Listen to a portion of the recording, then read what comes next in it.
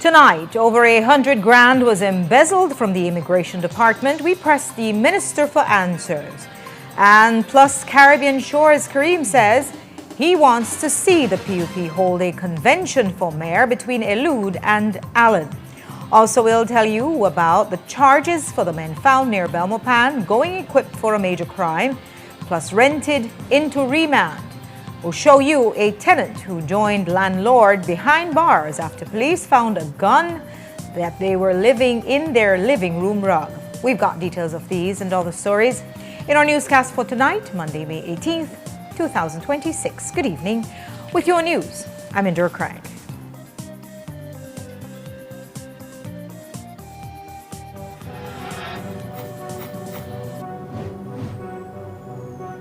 Please, you're watching the Nation Station, Channel 7.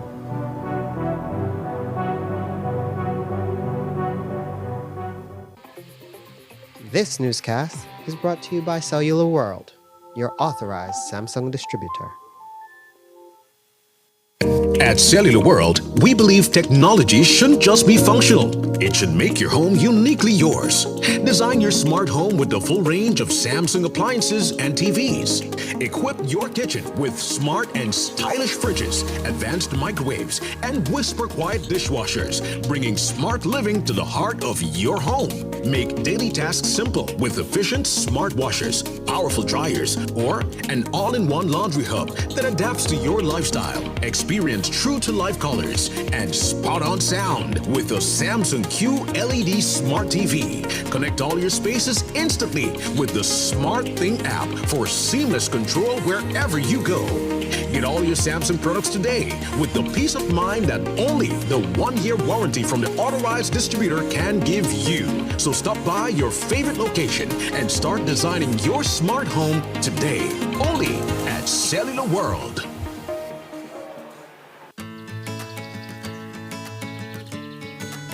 In Belize, some things aren't explained.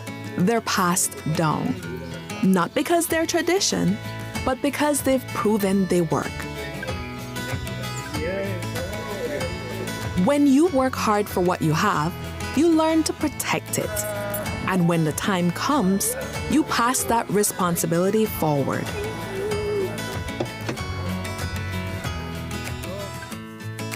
Every generation faces new beginnings, but the choices that matter most are built on trust. For decades, Belizean families have relied on one place to protect their homes, their vehicles, and the lives they're building.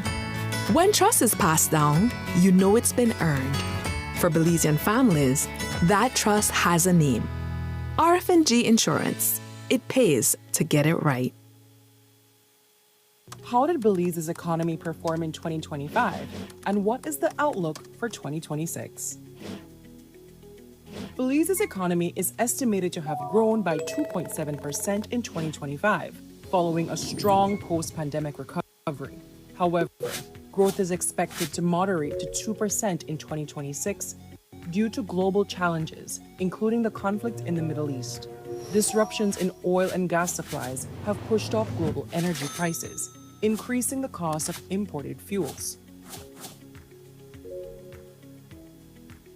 Higher fuel prices will lead to higher costs for transportation, food, and other goods and services.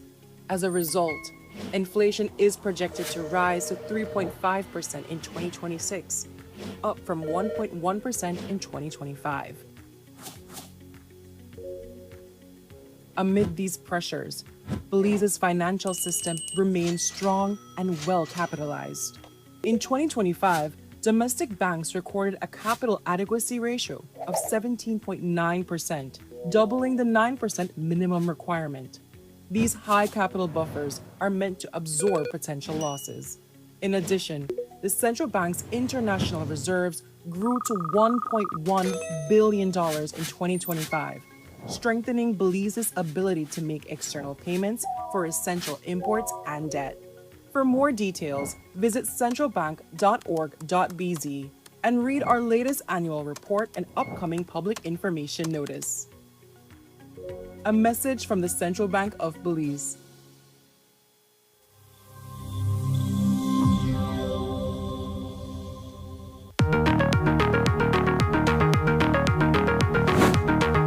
Ministry of Infrastructure Development and Housing hereby advises the public of the commencement of works for temporary bridge crossings at 2 locations in Belize City. The first temporary bridge crossing is being constructed near the Belcan Bridge, extending between the Belize Water Services Limited (BWSL) parking lot on the south side and the vacant lot adjacent to the Save You store on the north side.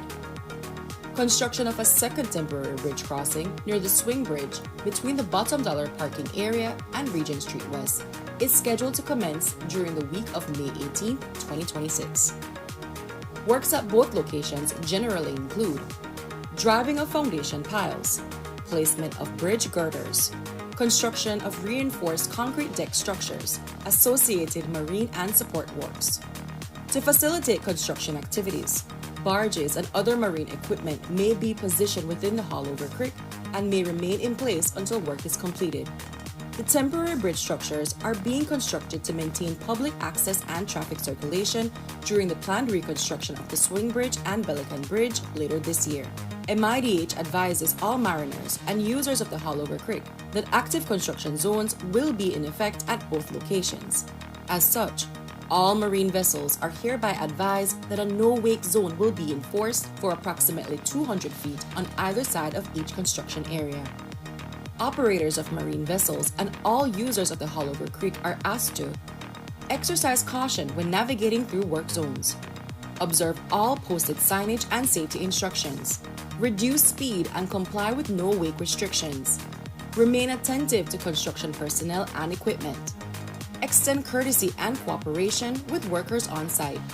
The Ministry thanks the public and the maritime community for their patience, understanding, and cooperation as we work to modernize and improve the nation's infrastructure. For further information on the project, please contact the Project Execution Unit at 614-3195.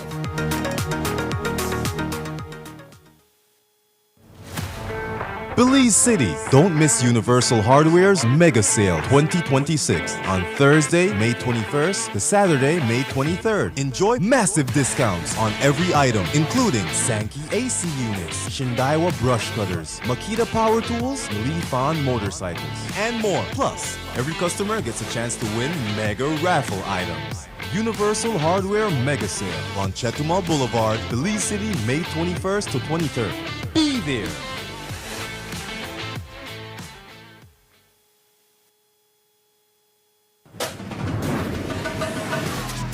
Easy. Accessible. Safe. Yours. Digi Wallet. Easy, accessible, safe, yours. Hi, I'm Ava. And I'm Aiden. We're your AI guides to all things NHI. In this video, we will guide you on how to become an NHI member. You, and if you have a child, must have a Social Security card. To get an SSB card is easy. Visit socialsecurity.org.bz/card-replacement to view the required documents that are needed. There is a fee of only $5 Belize for a first-time issue and $26 Belize for a replacement card. Newborns can use their mother's SSB card for up to 2 months. With your SSB card, you and all family members can register at any NHI contracted clinic of your choice. You and members of your family can now access health care when needed.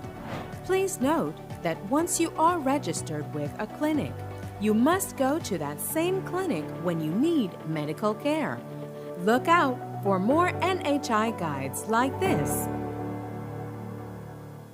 I've always been fascinated with gemstones. It's all about taking nature's beauty and creating something uniquely beautiful. I've had inspiration from the Belize Blue Bull, the beaches, the jaguar. I've launched a new product called Co-Design with Deb, and Atlantic Bank's e-commerce system has opened the door to my international customers so I can receive payments so they can have have their custom pieces shipped to them.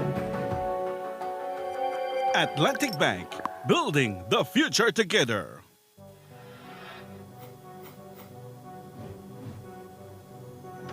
Belize, you're watching the Nation Station, Channel 7.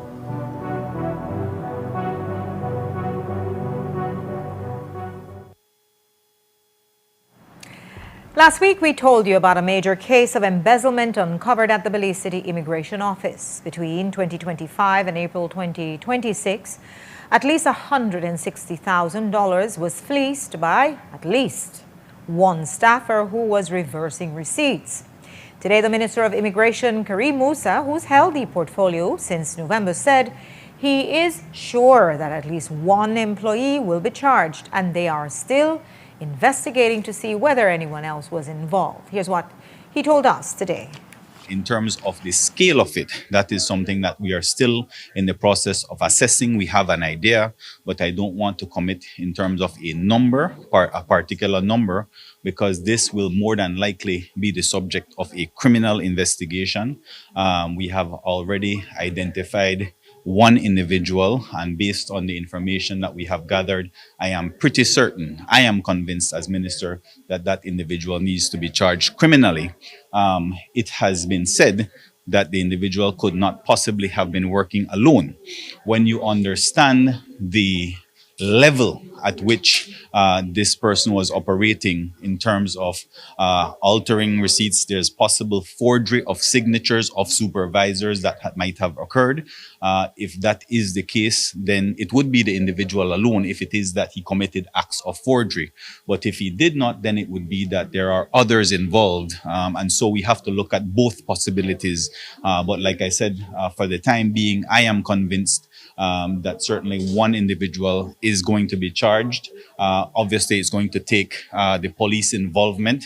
But in addition to getting the police involved, I have given directives that we request immediately an audit into this particular scheme that has been taking place at least up until February of last year. And we're looking at other offices throughout the country as well. How long has he been an employee?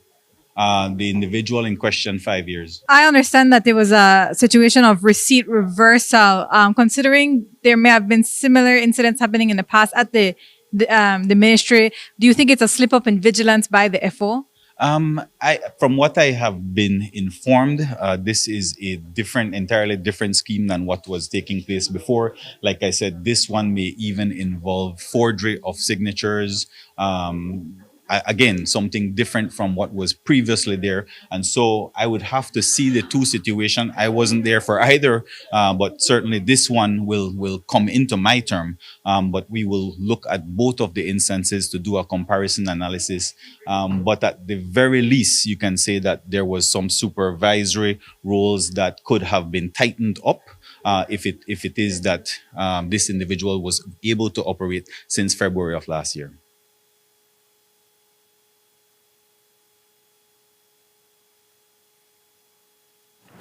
And while he wasn't minister when the embezzlement first started, we asked Musa whether the then minister and CEO should be held accountable. Who should be held accountable for the sum of the losses? Some would say that perhaps whichever minister, sitting minister or CEO, that they were asleep at the wheel. I would not agree with that. As you know, we put people in places of trust and accountability. It happens every single day, not just in the public sector, but also in the private sector, where you have individuals embezzling, misappropriating funds.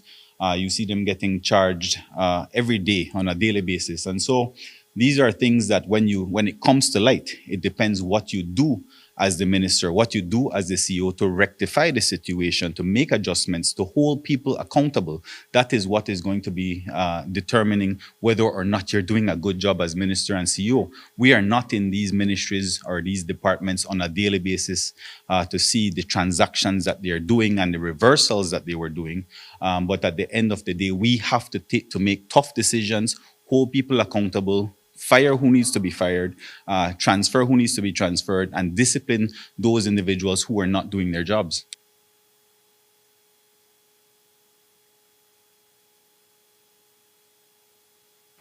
And while that incident occurred at the Belize City Immigration Office in Belmopan, the ministry noted that 2 nationality certificates are missing. Musa said they're still investigating and explained why this matter is a little more complicated. Well, that one is not as straightforward. It came to the attention a few weeks ago to the ministry that there were 2 serial numbers, 2 particular certificates where the serial numbers were missing. Those 2 nationality certificates were missing. Whether that is as a result of a misprint, lost, or stolen is still yet to be determined. Why we wanted to take action on it is to raise an alert, whether at the Interpol level or even our local level. We're doing our checks to make sure those particular nationality certificates were not utilized to get a passport. And if they were, it would absolutely be cancelled. And so that process is taking place, that review, between now and last year, October, because that was when that batch was opened. And so we're looking to see that no one has applied for a passport. But at the same time, like I said, raising an international alert, because it's not only for the purposes of getting a passport, which is more than likely what, if it is that it was nefariously taken, that would be the intention, but maybe even using it internationally, the nationality certificate. And so that's the importance of raising the international flag on Interpol to make sure that we put out those serial numbers. But while the immigration office was being fleeced in Belize City, the minister has been jetting off to different Belizean embassies and consular offices for Belize Immigration Mobile Passport Hub events. It seems like a fully paid political junket, complete with his entourage, to perform tasks that the staff in those offices do on their own quite capably. We asked him about it. Why was it necessary for yourself and your entourage to make these trips to different embassies where, these procedures that they conduct happen every day? Why was your presence necessary? That's, I guess it's a fair question, I should say, but I'm a very hands-on minister. You might have seen that when I was the Minister of Home Affairs. I think it displays a level of interest, showing interest on my part, whether it's traveling to a rural area of Belize, in the villages to deal with migration matters, whether it's traveling to Houston to visit with our diaspora and to make sure that our processes are running smoothly. I think it's very important for ministers to be present. Obviously, there's going to be a cut in terms of moving forward for foreign travel. I know that we have one coming up in Florida in July. I don't intend to be on that one, but certainly there are occasions where the minister might be required to be present.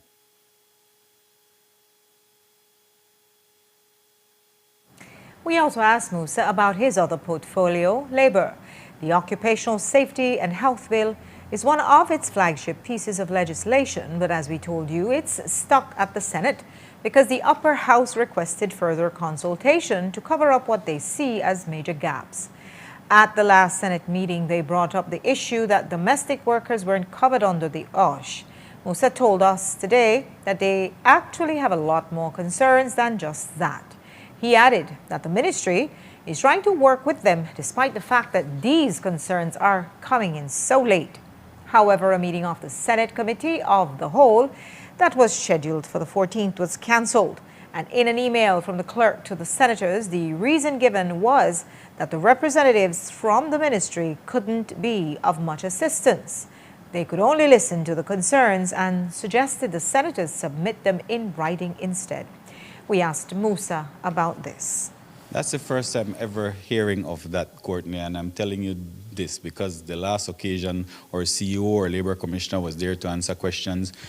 The Senate has their own positions, their own beliefs, which they never presented throughout the over a decade worth of consultations that this thing has been in place. They waited until the very last minute now to say they want to see these things in the OSH bill. We can't help them. We can only receive them and now see how we can incorporate these changes that they are now requesting. At first, we thought it was only in relation to the domestic workers in households.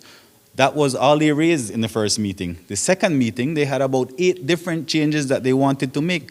And so these are things that now have to be received for us to see how it is that we can incorporate as best as possible at this 11th hour, which they could have done many months and years ago that they never did, but we're still accommodating them to see how it is that we can include their suggestions if they are rational suggestions. We haven't heard all of them yet, and to see how we can incorporate it in the bill if possible. We also asked Area Rep Musa who he'd like to see as the PUP mayoral candidate for Belize City, since incumbent Bernard Wagner is stepping aside. He said he won't reveal who he's voting for, but he believes that there should be a convention. I've heard 2 names so far, and 2 of them are young, dynamic, vibrant leaders in Belize City. Elude Miller, who is the deputy mayor, as well as Alan Pollard. At the end of the day, the delegates will decide who I'm going to vote for. I'm not going to disclose that to you, but I think our Caribbean Shores delegates will decide based on their performance as councillors, which one of those individuals, and maybe even more. We don't know who else might enter the race. But like I said, any of those 2 candidates would be excellent mayoral candidates for the People's United Party. Considering the incumbent is leaving, do you think it should go to a convention as opposed to one candidate being endorsed? I always favor conventions. I think that is a sign of a true democracy, and our party is a democratic party, and so I expect that it would go to a convention. And we'll take a break now. When we come back, we'll tell you about the charges for the man who were caught going on a major crime move in Belmopan. And we'll take you to Placencia, where a village councillor who led a militant protest against the dredging on Sunday. Don't go away.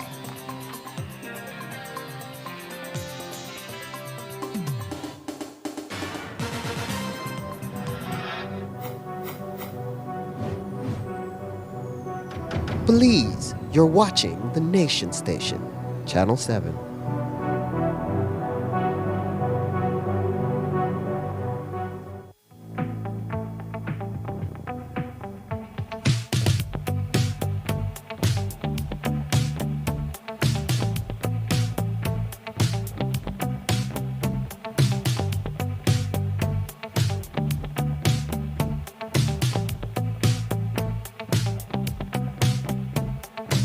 Stay connected in the USA for as low as $10.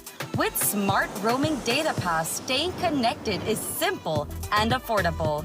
Get the data you need starting at 1,000 megabytes to stay connected, to larger plans that keep you online while you travel across the USA. So you can message, browse, video call, and navigate wherever you go. No SIM swap, no bill shock. Just simple, affordable pricing. Activate easily by dialing *100# using the Smart app or online. Smart Roaming Data Pass. Staying connected the smart way. Smart, bringing people together.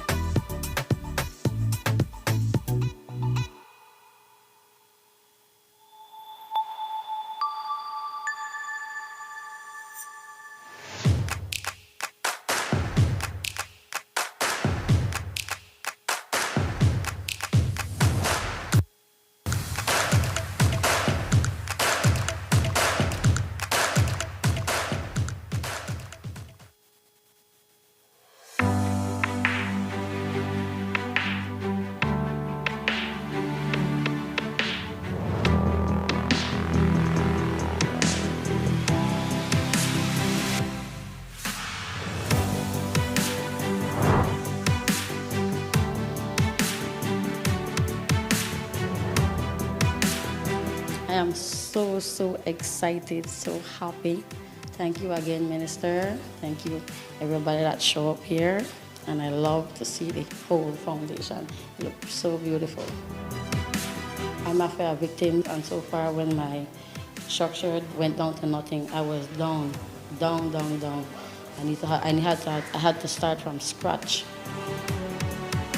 Now I can do my best. I can extend it. I can do good to it. I really love it. Really happy and really blessed with it. Her daughters and son can have an environment where they can study, they can sleep safe, they can feel safe. But more important is that it uplifts their confidence, their self-esteem. And at the same time, this is a good testament of what MIDH is doing and the government of Belize through Plan Belize 2.0 to get people out of poverty. I myself grew up in an extremely poor situation whereby I wish I could have owned one of these houses when I was growing up. But since I didn't have that privilege, but now God have blessed us through other ways where we're better off, we have to bring that blessings to the people that have that need.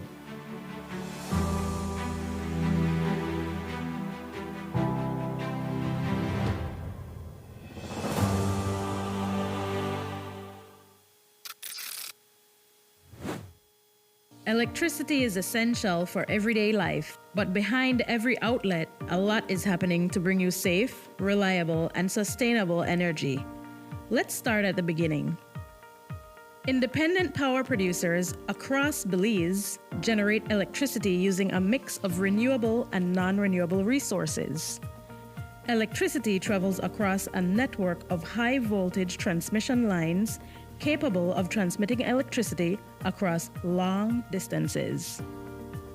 Electricity then reaches your nearest substation, where it is adjusted to a lower voltage, making it safe to travel on the distribution lines you see in your community. From there, electricity makes its final journey from the distribution lines to your home, providing you with safe and reliable power when you need it. We continue to serve you. Our story was built by people, neighbors helping neighbors, standing side by side with those who trust us to protect what matters most and help build our communities. Being there when needed most. Across borders, across generations. Still growing, still giving, still just getting started after 185 years. In Belize, change is taking shape every day. It all starts with game changers. Investing in modern transport, better health infrastructure, renewable power for all, digital transformation, and more opportunities for a brighter future, the European Union's Global Gateway Initiative is unlocking new potential. Game changers are bringing this to life. Game changers, empowering the future. Follow the EU in Belize to meet the game changers. People don't travel with cash anymore. People would stop and they want to do a coffee tour, they want to buy coffee, but people don't have cash with them. Online banking facilitated a lot of what we do. I don't have to run to town and I have to use fuel and other expenses. Atlantic Bank actually approached us. They facilitated us with a bank account, which is something that we didn't have in hand, and then with a POS machine. I sit and sip my good cup of coffee and do payments. Atlantic Bank, building the future together. Nando's Wholesale is the distributor for the full line of Badia spices, including the original complete seasoning, the perfect combination of ingredients and spices prepared to enhance the natural flavor of your favorite foods. Also, cinnamon powder for all your desserts, fruits, and beverages, and as special dishes. All these are available in commercial sizes or restaurant packaging. Nando's products are available at your local retailer or contact us at 222-5000. From Corozal to Toledo, Nando's is proud to be serving Belize as its #1 wholesale distributor for over 35 years.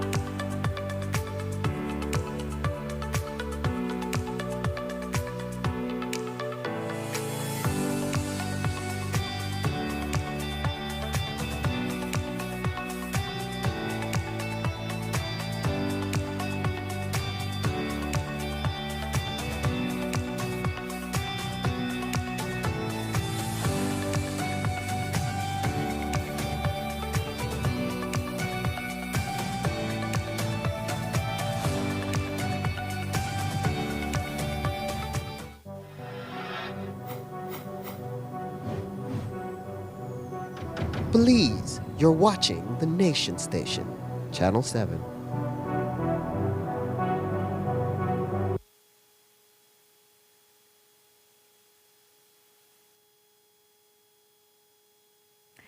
Last week, we showed you the major interception made by police east of Belmopan after they pursued and arrested two men, that is, who looked to be a major criminal move.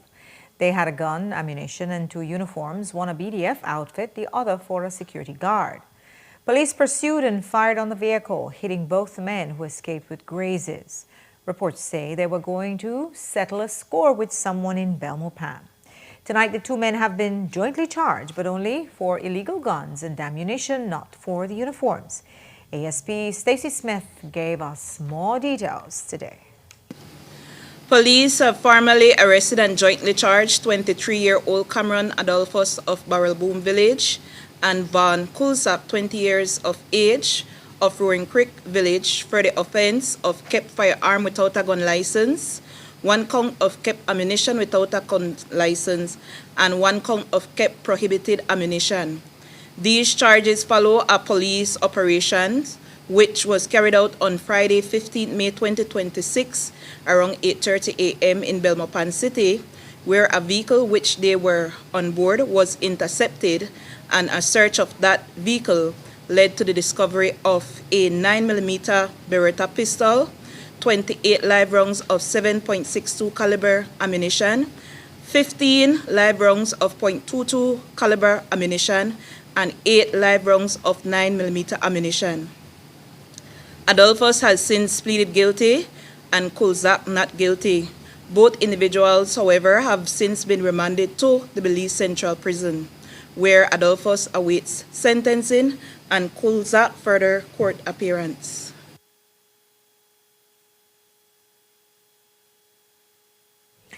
And in Belize City, another person was charged for being in possession of an illegal firearm and ammunition. He was detained under the SOE.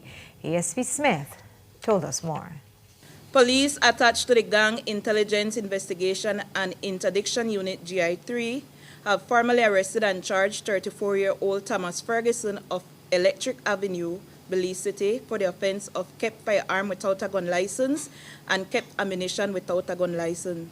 This arrest follows an SOE sanction operation in a declared area which was carried out by that team at the residence of Ferguson, which led to the discovery of a black in color 9mm pistol which contained 15 live rounds of 9mm ammunition.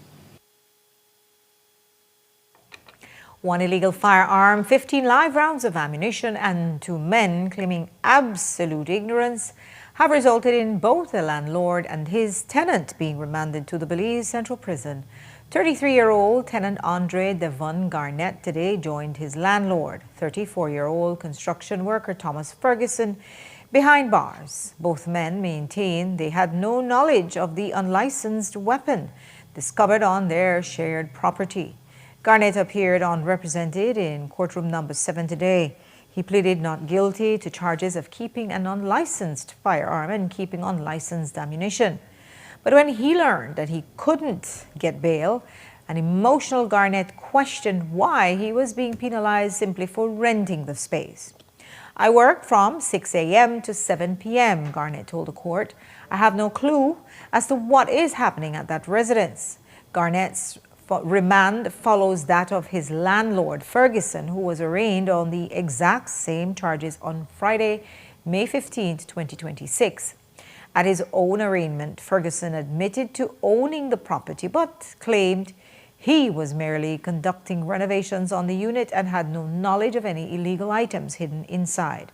Both Andre Garnett and Thomas Ferguson have been remanded to the Belize Central Prison until June 10, 2026, when they are scheduled to reappear in court. And with the number of persons being detained for illegal firearm-related offenses, it begs the deathless question of how illegal weapons continue to make their way onto the streets. ASP Smith offered the following. Certainly, we know the border, the porous border, serves as one of those areas that illegal firearms are brought in. We saw the instance where one person sought to import a number of firearms, but thankfully the check that happens at customs, that was intercepted. We continue our efforts on our part to try to conduct operations along the borderlines and those porous areas with a view to deterring these type of activities. The mobile interdiction team is one unit that is particularly tasked with such a mandate. And we continue to invest in intelligence and other surveillance operations for us to detect and intercept these unlicensed weapons. In the Orange Walk District, 3 persons have been jointly charged for cocaine possession. ASP Smith gave us more details on the operation that led to the discovery in San Jose Village. Police have formally arrested and jointly charged 41-year-old Arturo O, 39-year-old Ileana Angeles, and 29-year-old Gilda Guardado, all of San Jose Village, Orange Walk, for the offense of possession of controlled drugs with intent to supply to another, more commonly known as drug trafficking. These charges followed police operation at their residence, which resulted in the discovery of 12 grams of crack.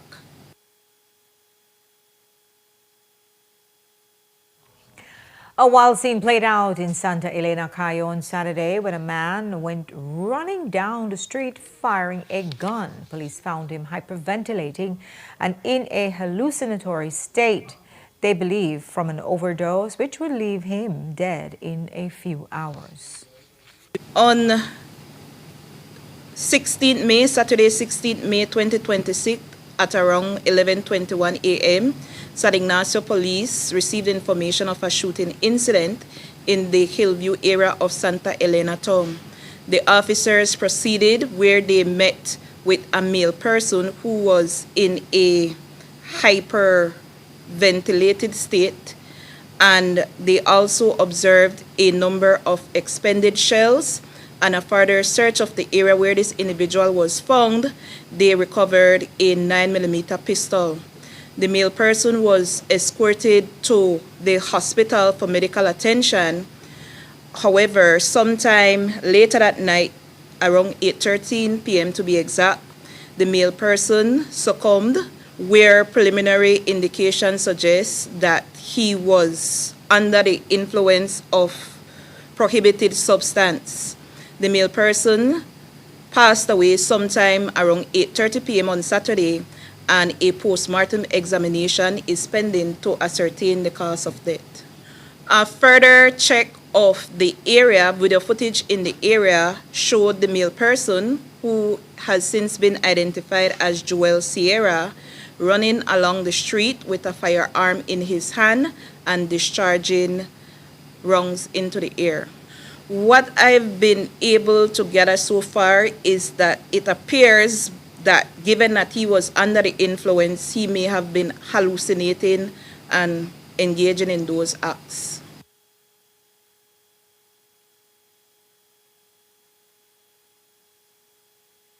Sierra was well known to police. Tonight, another male teacher is facing charges for sexually assaulting a female minor. Elias Sib from Bullet Tree, Cayo, has been arrested and charged for 6 counts of sexual offenses against a female minor. Here's more. Police have formally arrested and charged 41-year-old Elias Ismail Zib, a Belizean teacher of Bullet Tree, for 4 counts of sexual assault and 2 counts of rape. These charges are in relation to incidents which occurred between October 2025 and March of 2026 in relation to a female minor being below the age of 16. And from police news to news, police officers are asking us to get out. It's been 2 weeks plus, and the dozens of police officers who worked for the National Agriculture and Trade Show 2026 still haven't gotten paid. They say they usually get paid within a few days, but these 15 days and counting have them antsy. We asked the CEO at the Ministry of Agriculture about it. He said that they have a security bill of over $90,000 and asked the ministry for assistance, which we take to mean a discount. So the delay in payments is that they are now awaiting a revised invoice. and it has not been confirmed when that will be paid.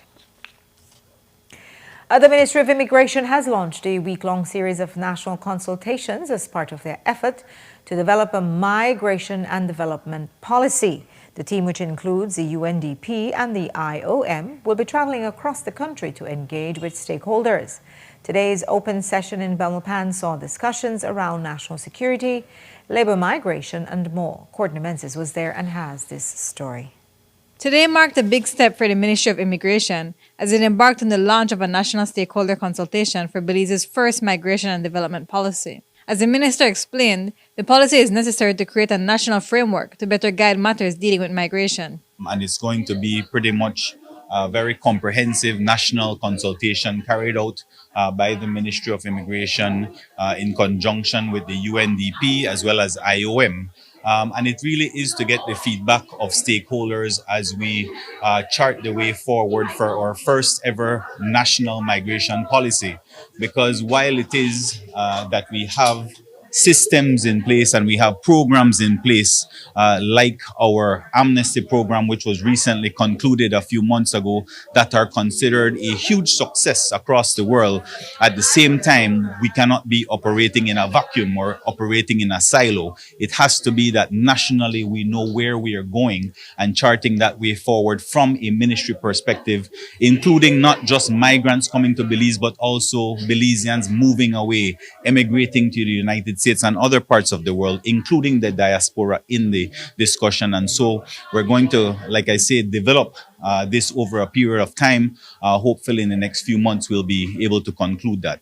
The launch of the consultations today included a stakeholder engagement session where the attendees were able to voice their concerns. Musa told us what came out of that session. As you heard this morning, we have a lot of challenges when it comes to our labor market, especially or seasonal migrant labor. There's a lot of issues, as you know, in terms of our citrus industry or banana industry and other industries as well, that we are seeking workers to work in the agriculture field.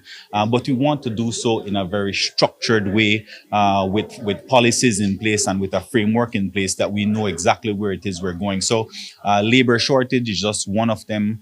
You can look at the education sector, you can look at the health sector. All of these areas are areas that we're hoping to get the input from the professionals in these fields so that we can form this very comprehensive policy.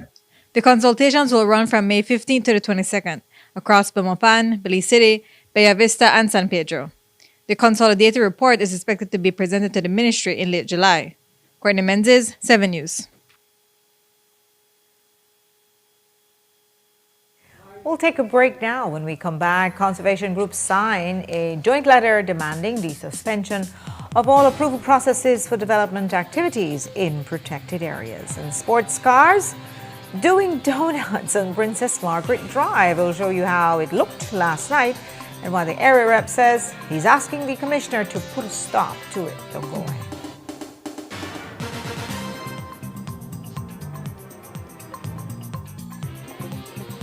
This newscast is brought to you by Cellular World, your authorized Samsung distributor.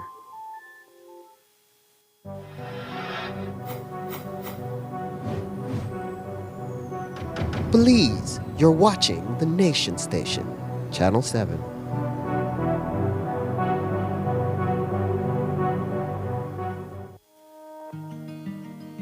The roads of Belize connect us all. Riders, drivers, families, friends. Every day begins with a little routine and the confidence that life's journeys are protected. From school drop-off through the daily grind and everything in between, each with different roads ahead, yet one common goal: to arrive safely. Atlantic Insurance stands with Belize's riders and motorists with affordable protection, support, and peace of mind for the journey ahead. For the roads we share and the lives we protect, Atlantic Insurance is by your side, ensuring you from life's unexpected. Atlantic Insurance, ensuring you from life's unexpected. Look here, your kitchen light there and you never in the kitchen. But I'm going back in there right now. And the coffee maker? Just to try keep my coffee warm for later. Where do you know? I'll try to think about what to eat. You know the more you open or close the fridge, it takes longer for the food cool. Uh-huh. For a hot day like today, it burns more energy. You charge your phone right now? No. Plug it out then. You really only wash 2 Lee socks and 1 Lee shirt? You don't know what small load burn the same amount of electricity as large loads? But this is my favorite shirt. You have to be more energy efficient. Use large loads. This AC, the blow hard. You know, if you keep the temperature at 25 degrees Celsius or higher, you burn less energy and you also keep the place cool. And for a nice day like today, turn off the AC, open up the house and make some fresh breeze come in. You know what? I think I get it now. As consumers, we need to be more energy efficient and practice energy conservation. Altoona is one of the most visited Mayan city up until lately. The adjacent communities have collaborated together to see how they can get a space here that the wood carvers could actually market and sell their product. Not having the POS machine in the past, we have lost a lot of sales. Atlantic Bank helps supported our business, giving us the opportunity to get the POS machine. Now with the POS machine, we are able to do more sales, and that will, also bring more, finance to our families. Atlantic Bank, building the future together.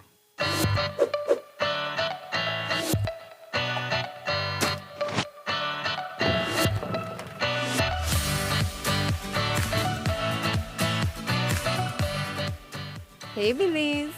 Our country is known worldwide for its natural beauty, from our barrier reef to our rainforest. But there's a growing threat to our paradise. Global plastic production has skyrocketed to 400 million tons per year, and without action, plastic waste flowing into our waters will nearly triple by 2040, from around 11 million tons in 2016 to around 29 million tons in 2040. Here at home, the situation is just as concerning. In 2024 alone, Belize imported over 13.3 million plastics and over 12 million plastic lids and caps.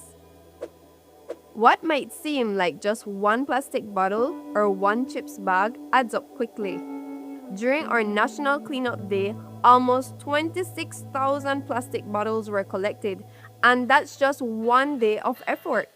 But here's the good news. We can all be part of the solution. Use waste bins, keep a litter bag in your car, wait until you find a proper disposal site. These simple actions make a real difference. Join us in keeping Belize clean. Our Belize, our responsibility. BINIC. Welcome to the V Department Store. We are conveniently located on Coney Drive in Belize City.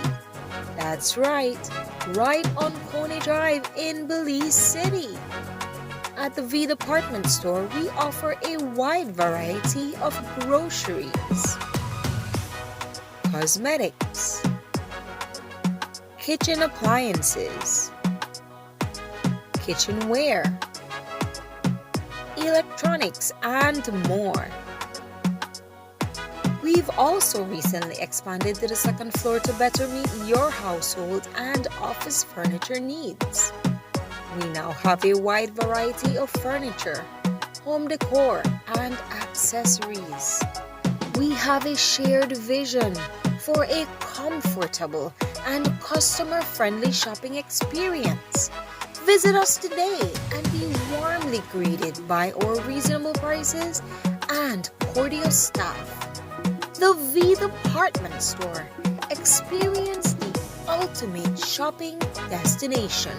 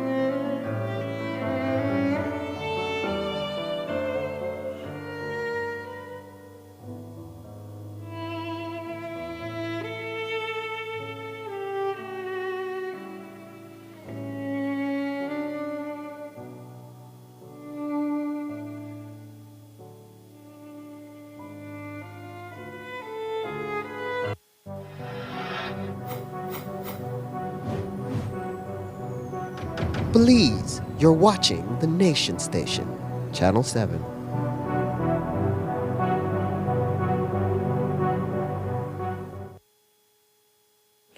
Tonight, a coalition of Belizean environmental and community organizations has issued a joint statement demanding immediate government action to protect the country's marine and coastal ecosystems. The statement says Belizeans are witnessing the daily degradation of key natural resources. They accuse government agencies of failing to properly enforce environmental laws, pointing to incidents of illegal dredging, unauthorized mangrove clearing, wastewater dumping, and insufficient monitoring of development projects. They said violations are often addressed only after irreversible damage has occurred, and repeat offenders are rarely subjected to meaningful penalties. According to the statement, this pattern has created what they called a culture of impunity.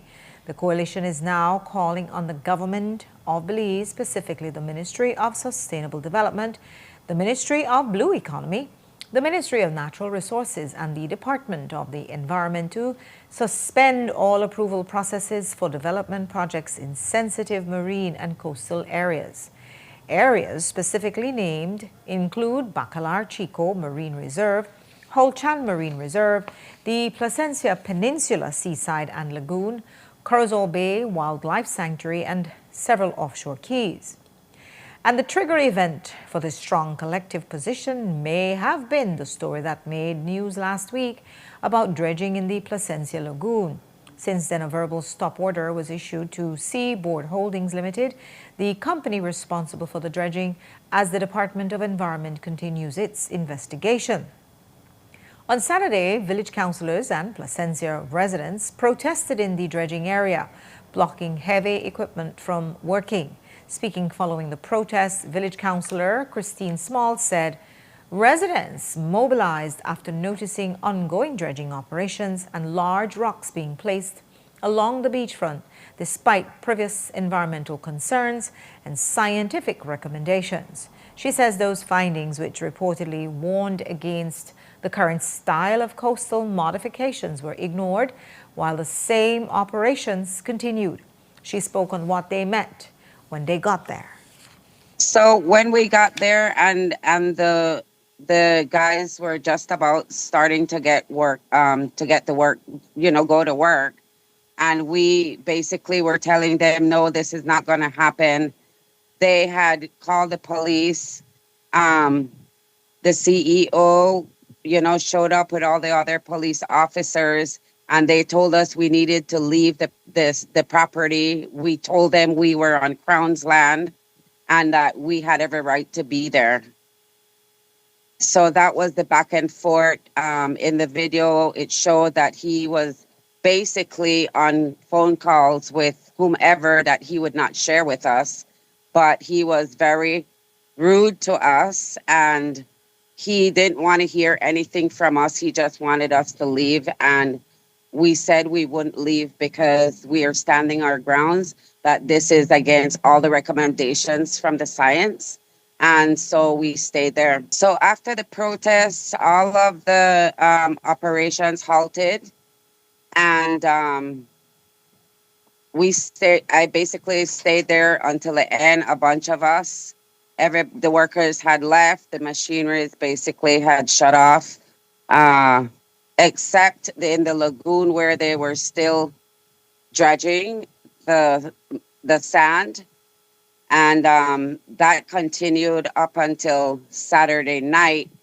And there was a lot more violations happened there, because in the mining agreement, they were supposed to remove all of the material. And from what we know, because we had left 2 people there to do monitoring, because mining was supposed, the agreement that they made with both parties, with the village councils and the foreman of the project, that, someone from mining would be there at all times while there was, while they were dredging and there was work going on. And in fact, they had left from Friday evening and operations were still going on. And so Saturday evening, they basically started to just throw the materials back into the lagoon carelessly, just spreading it out. Small warned that changes made in the northern section of the peninsula could have lasting impacts on communities further south as erosion and altered currents affect the entire coastline. That stretch of Princess Margaret Drive from A Street to the Princess is known as the Strip, where young people in fancy cars and motorcycles go to be seen. Last night it was quite a scene when a Mazda Miata convertible was caught on camera by attorney Audrey Matura doing donuts at the junction with Bayman Avenue. It's on the long list of illegal activities that occur on that strip, and the area rep said he's determined to do something about it.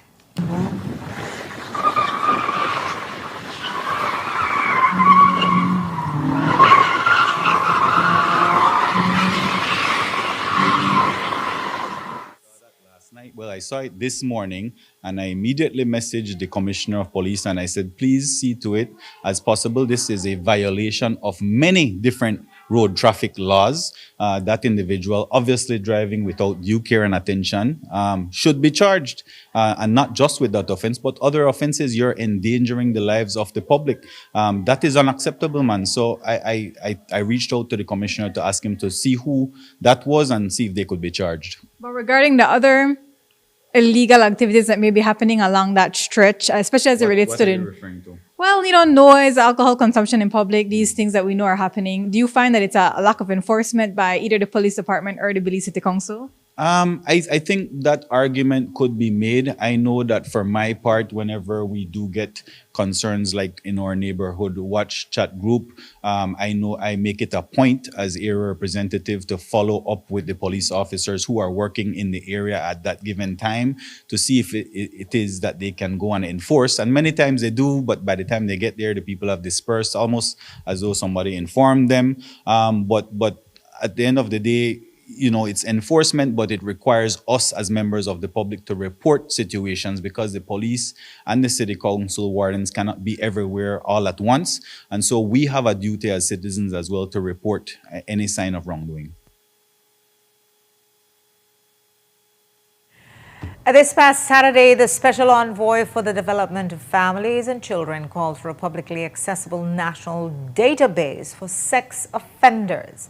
Such a registry currently exists on the Belize Crime Observatory's website, but a member of the public needs permission from the Home Affairs CEO to access it. Now, today we asked the former minister if he would support the call for a publicly accessible registry.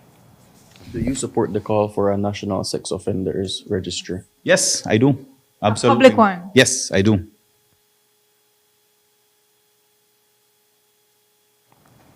A ruling from the Caribbean Court of Justice has sent the long-running extradition case involving Andrew Bennett back to the High Court of Belize. Bennett's attorney Hector Guerra explained that the case raises major legal questions for Belize, particularly how authorities balance international law enforcement cooperation with the constitutional rights of Belizean citizens. So, we weren't involved at the High Court and Court of Appeal level. Our firm became involved at the CCJ. But the cut and thrust of litigation is such that there's so much out there that oftentimes legal errors happen. These things happen, and that's why in law, the principle of per incuriam has been developed, right? And so it was missed for some reason or the other. And the judgments were issued on the basis that, in fact, the Interception or Communication Act was in force, but it was not.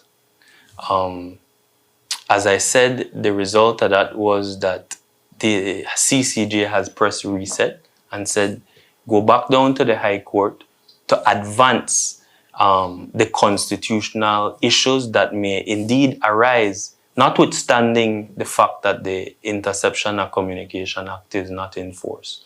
How unusual is this reset process and what happens after this? How do you move forward? So it is not unusual in the sense that it is common for apex courts to do this. They often do it where they can benefit from a lower court having first heard arguments on specific grounds, yes? So in that sense, it's not uncommon.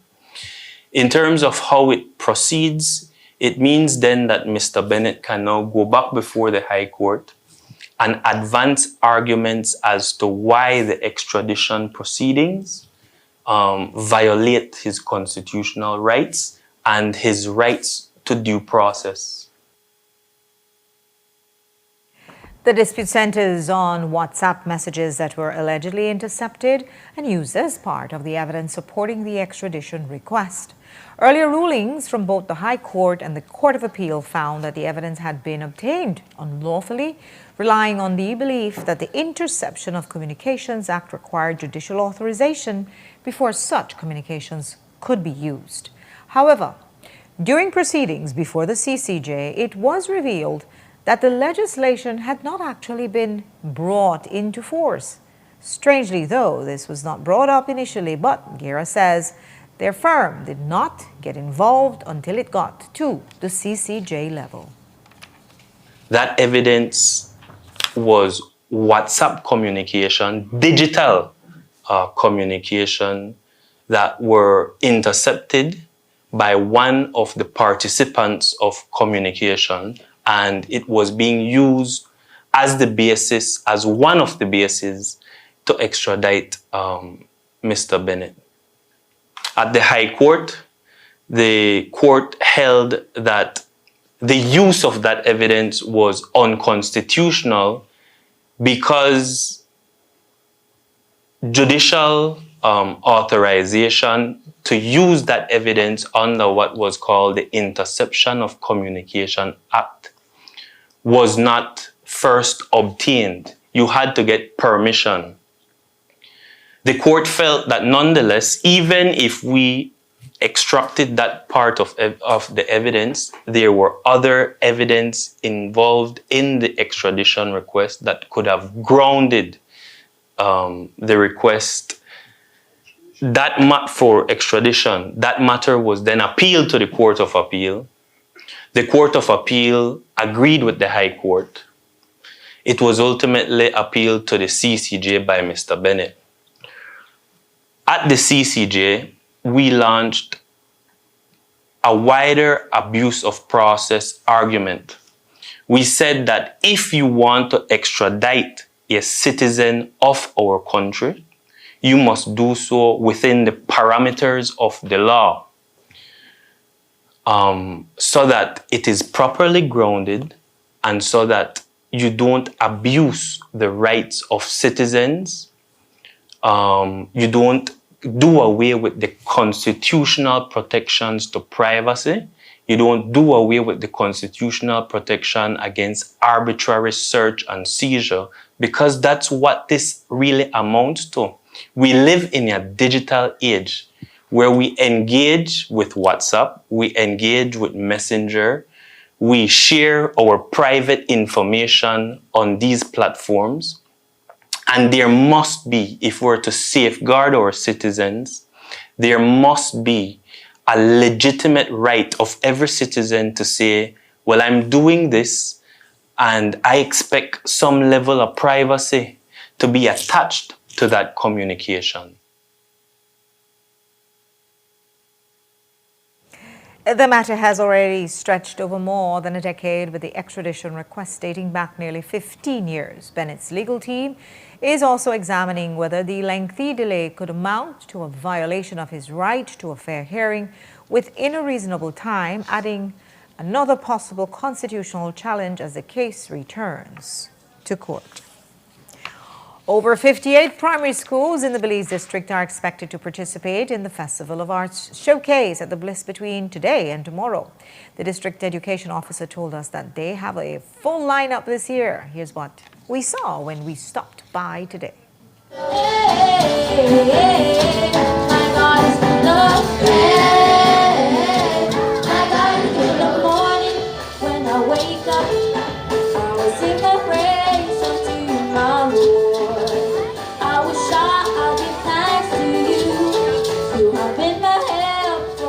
Festival of Arts, today we're having the Primary School Festival of Arts. We have a total of 30 schools participating. This morning is for rural schools. So we have schools from the rural areas participating this morning, and then some of the urban schools will go this afternoon. Then tomorrow is going to be all urban schools, and it's an opportunity to give students to express themselves through creative arts, music, dance, and drama. And then tomorrow as well, we are having Festival of Arts for San Pedro. So in the morning, San Pedro simultaneously will be having Festival of Arts on the island. And then in the evening, Kikaka will be having their one as well. And we oversee the mainland and San Pedro along with Kikaka. We have a lot of dances, local that is, and we do have a lot of poetry as well. We have music as well. So excellent performances from different schools, of course, from different backgrounds and so forth. Again, it's an opportunity for self-expression. And creative arts really is a powerful tool for students. It's a learning tool, and it's about discovering the hidden talents that they may have, and we want to give them an early start.